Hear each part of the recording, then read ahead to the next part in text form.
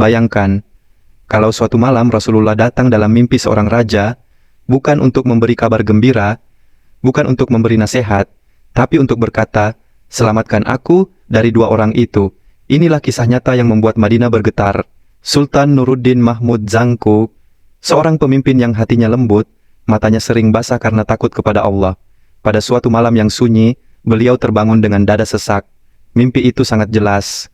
Rasulullah berdiri, wajah tertutup cahaya, dan beliau menunjuk ke arah dua lelaki asing sambil berkata, "Selamatkan aku." Sultan tersentak, tapi ia mencoba menenangkan diri. Mungkin hanya bunga tidur, batinnya. Namun malam kedua, mimpi itu terjadi lagi. Malam ketiga, kembali terjadi. Kali ini dengan suara yang lebih mendesak. Sultan tidak ragu lagi. Ini panggilan dari langit.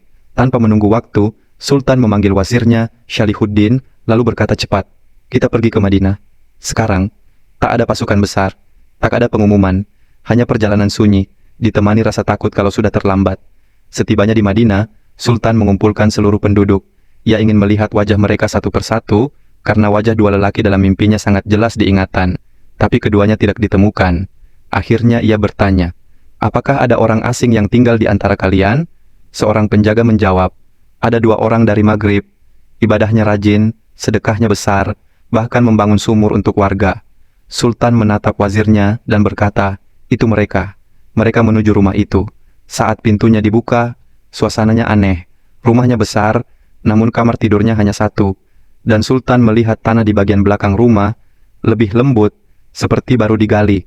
Ia memerintahkan penjaga untuk mengangkat papan lantainya, dan di bawahnya, sebuah terowongan gelap terbentang panjang. Sultan mengecek ujungnya, dan terowongan itu mengarah tepat ke arah kamar makam Rasulullah. Dua pemuda itu ditangkap.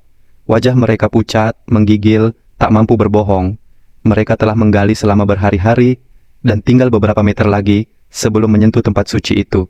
Sultan meneteskan air mata, sujud di dekat makam Nabi, dan berkata, "Wahai Rasulullah, bagaimana mungkin aku tidak datang, sementara engkau yang memanggilku?"